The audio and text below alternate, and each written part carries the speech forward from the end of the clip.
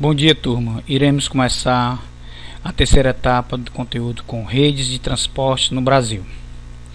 Rede de espaço geográfico. Palavra de rede nos remete à ligação e ligações de pontos, lugares, pessoas, países, empresas, governos e etc.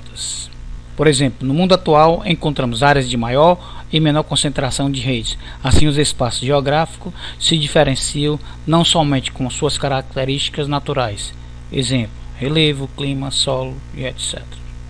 Rede de espaço geográfico. Os espaços geográficos se dispõem das redes densas, modernas e eficientes. Possuem vantagens econômicas em relação às que são inexistentes ou pouco desenvolvidas.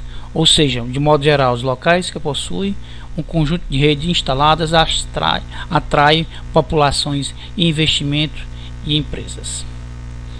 Planejamento. Ao planejarem a se instalar em determinado local, as empresas procuram saber previamente se há infraestrutura de redes para que possam servir a comunicação de transporte de matéria-prima e mercadoria para o acesso de seus funcionários.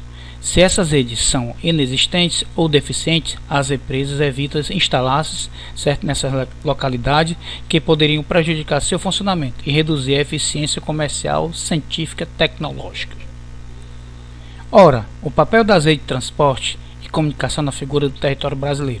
Quando em geografia nos referimos à configuração territorial, ela corresponde ao ponto e à distribuição espacial das criações humanas ou da sociedade, que foi incorporada ao quadro físico ou natural de um espaço geográfico.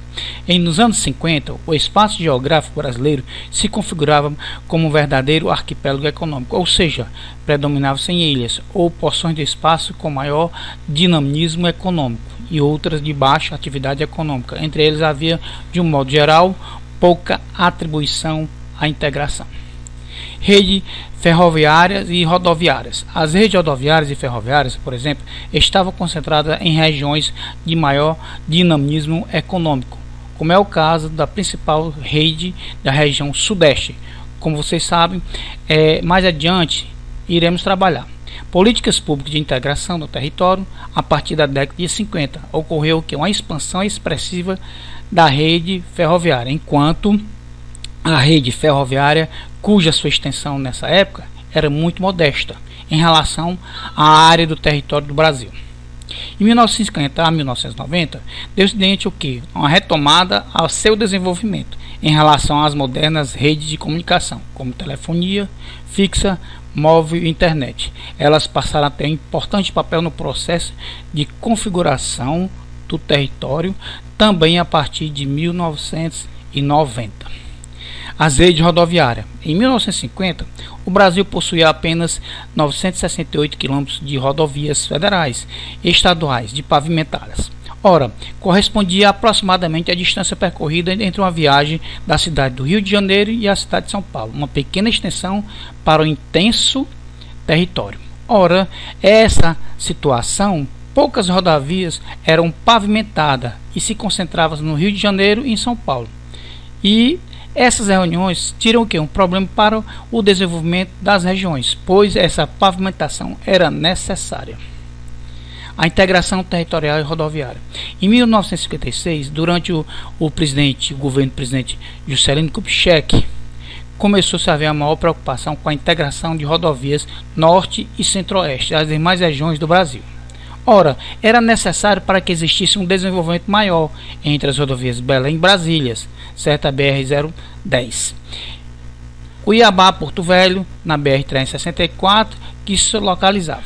Juscelino Kubitschek, na construção de Brasília e as mudanças de capital federal para a nova cidade, com o objetivo de dinamizar a economia e levar povoamento ao interior do Brasil.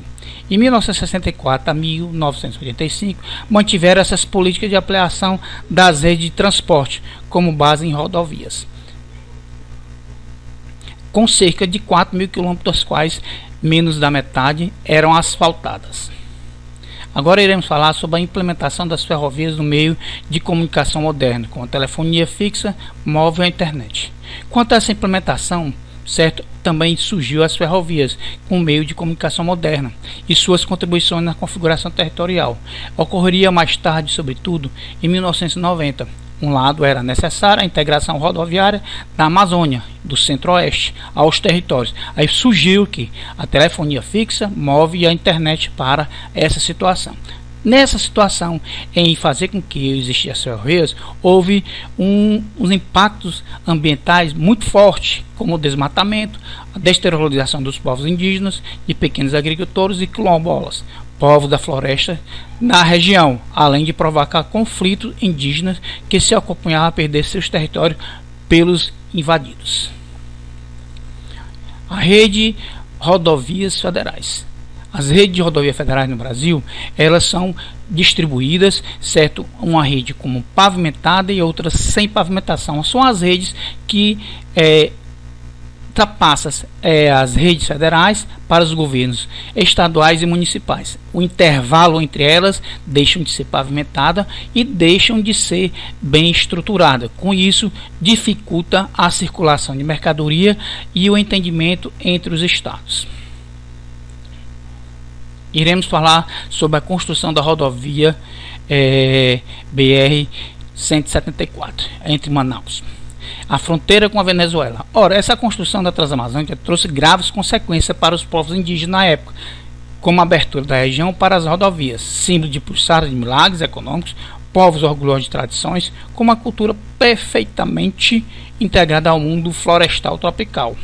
Escrevendo essas bravuras, as mais belas para a existência, preservaram que toda essa história da Amazônia, onde após sérios ataques, as suas aldeias foram atacadas por aviões e helicópteros das Forças Armadas, como bastassem ataques aéreos em atrações isoladas e preenchidas aldeias, cuidou-se a complementar serviços, negando-se que ao tratamento adequado às epidemias na época de 74. Essas epidemias começaram a se dinamizar, a aumentar cada vez mais entre os índios, tomando-se desnecessário ataque, certo? E ganharam o que? Essas reservas foram reconhecidas a demarcações estrada no dia a dia das aldeias.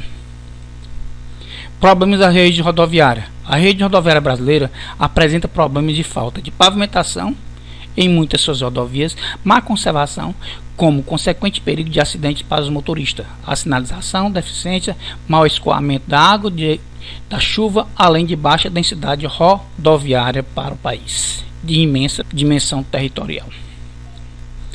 O Brasil tem um comparativo de quilômetros pavimentados por quilômetro quadrado no território nacional de 25 quilômetros quadrados.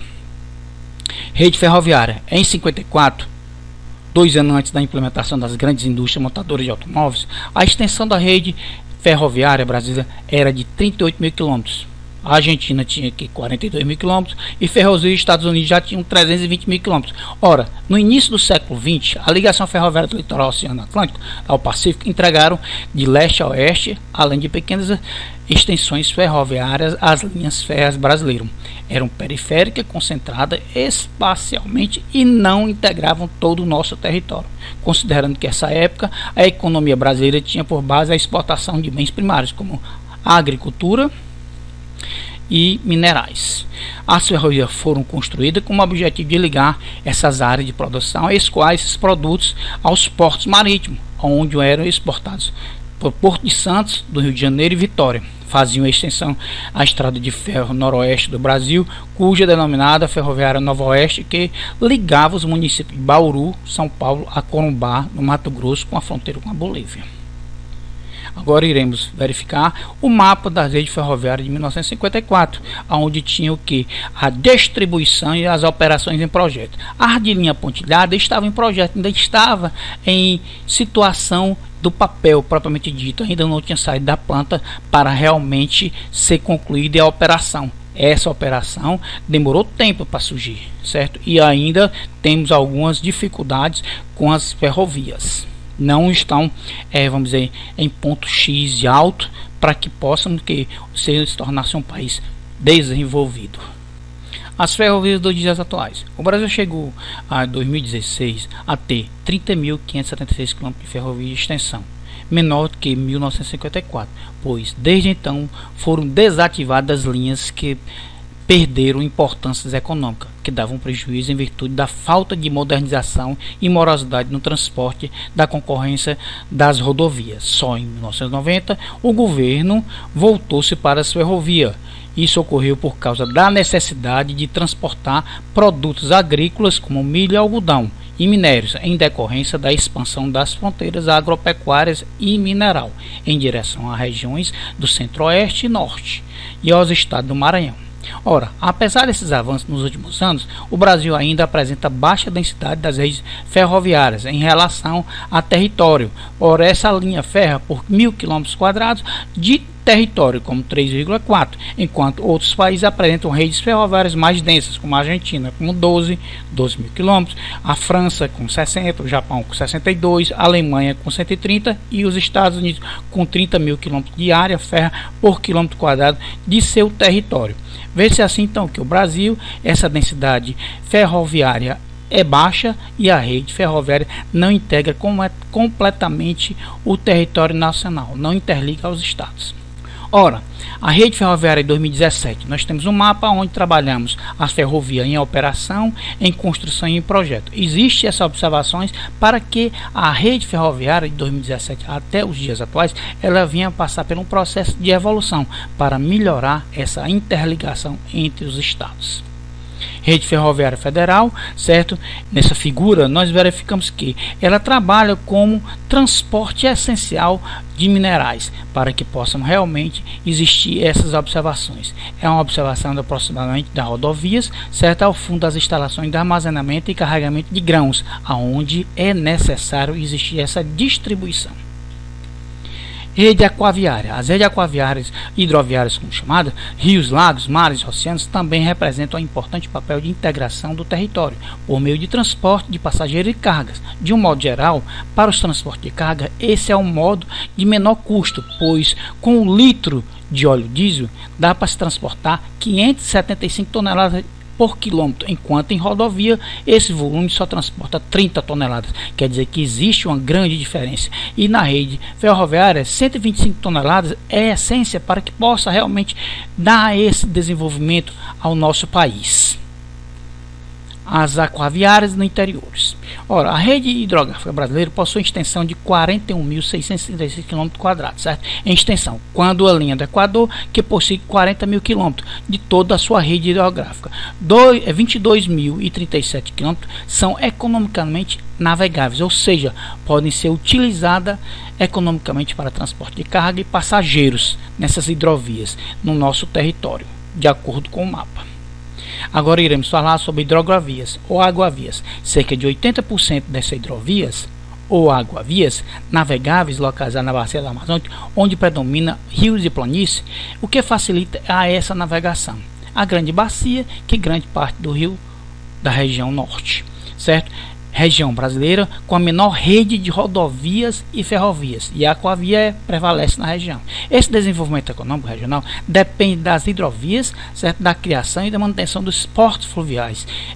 Essa especialização de transporte tem definido que o transporte realizado por mais de uma modalidade intermodal, como existe a rodovia, a ferrovia e a hidrovia, aonde se amplia na região amazônica e em outras regiões do Brasil, realizando do centro-oeste o largamento em outros países, assim como eficazmente a espacial territorial, beneficiando a circulação de pessoas com incentivo ao turismo, ou produtos de soja, milho, algodão, minerais e mercadorias industrializadas para o porto de Manaus, que está em evidência no momento, quando ele tem esse desenvolvimento, essa interligação com os outros estados.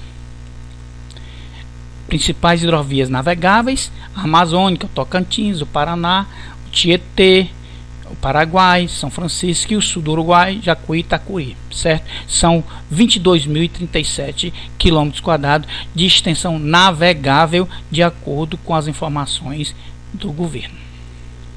Transporte marítimo. O litoral do Brasil é vasto, possui 7.365 km de extensão, se considerando as saliências e as reentrâncias do litoral, como Cabo, Golfo e etc. Ele se estende por mais de 9.000 km em vasto litoral, possibilitando a instalação de portos e o transporte de produtos e pessoas. A navegação marítima é classificada em navegação de cabotagem ou de costeira, realizando um porto marítimo para outro porto marítimo de um mesmo país. A navegação de longo curso entre portos marítimos de diferentes países, por meio de portos marítimos, o Brasil realiza parte do comércio internacional das suas exportações e importações, valendo ressaltar que a navegação fluvial ou marítima é a modalidade de transporte mais indicada para a carga pesada a granel, certo? Para isso, conhecer os principais produtos conduzidos como transporte aquaviário no Brasil.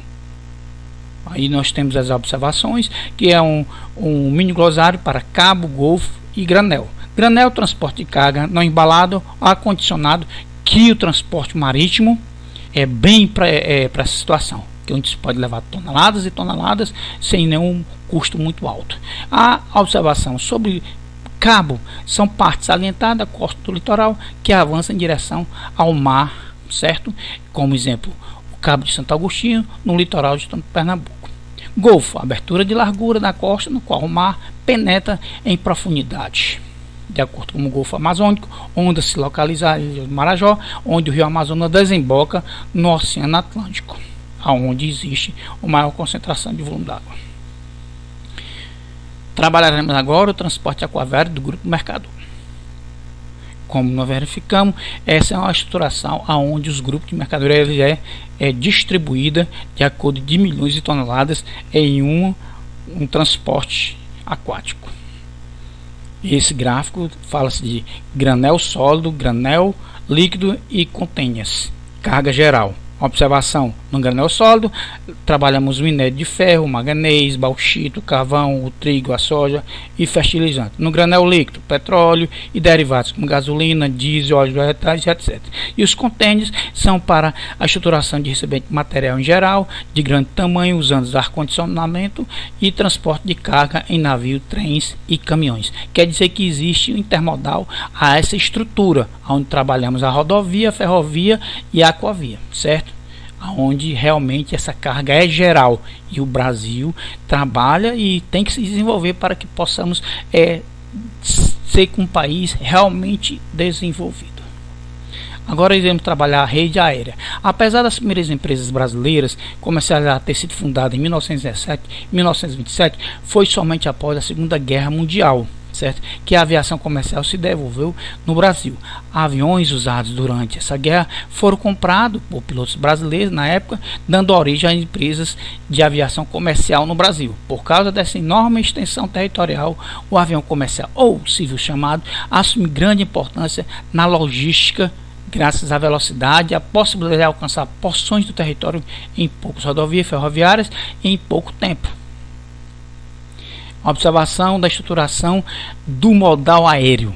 O modal aéreo é o meio de transporte mais caro, sendo mais utilizado para desenvolvimento de passageiro e cargas frágeis de alto valor. No Brasil, esse setor, certo, tem um crescimento nas últimas décadas, um crescimento alto. Observando-se que mostram os gráficos que os passageiros e domésticos internacionais do aeroporto brasileiro com maior fluxo de passagem em voos domésticos. Verificamos que voos domésticos e internacionais existe uma diferença. O voo internacional teve um crescimento maior. O local ele teve um crescimento doméstico mais acanhado, né? Não teve essa intensidade. Agora iremos falar sobre o transporte de embarque e desembarque doméstico.